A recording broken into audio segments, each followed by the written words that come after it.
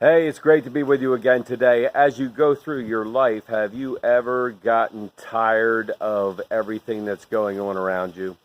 You know, you feel like you're working as hard as you can to make the ends meet.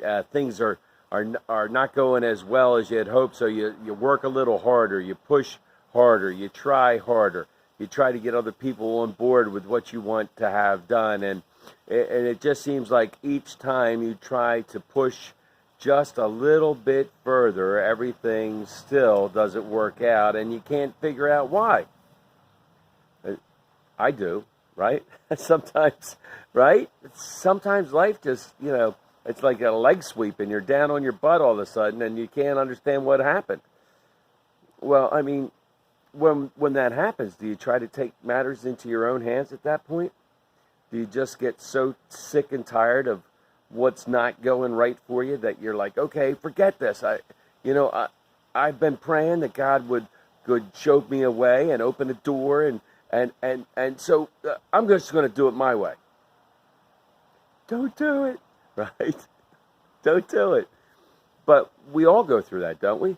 I mean, we all get frustrated. We all get tired of things not going the way that we want them to go. So we take it into our own hands. And Abraham and Sarah were no different than we are. I mean, God had promised that Abraham would have an heir, and they keep trying to have a baby. And I mean, they're in their 80s and 90s, right? And whew, I mean, that's pretty tough to begin with, but they're not getting pregnant.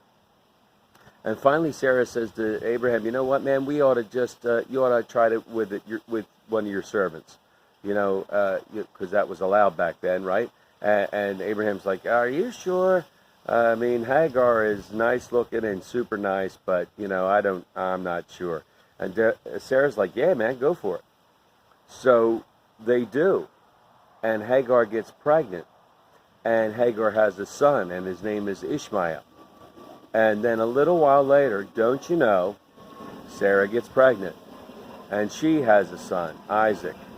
And then there's this problem because now there's two sons.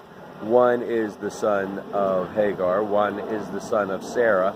Isaac, the son of Sarah, is the rightful heir, but now this other son is there, and there's a jealousy between Hagar and Sarah, and we've taken our things and put them in our own hands, right? And now we're trying to do things our way, and now there's this giant mess, which has evolved into the problems with the Jewish culture and the Arab culture.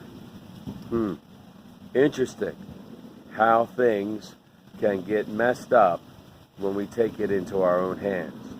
So as we start to try to figure things out, when things aren't going the way that we want them to go, maybe we need to get on our knees and pray a little bit. Maybe we need to humble ourselves and not think that we know better than God what's best for us.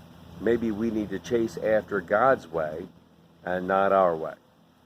May God continue to pour out his grace, mercy, and blessings on each and every one of us until we get to meet again. Amen. Amen.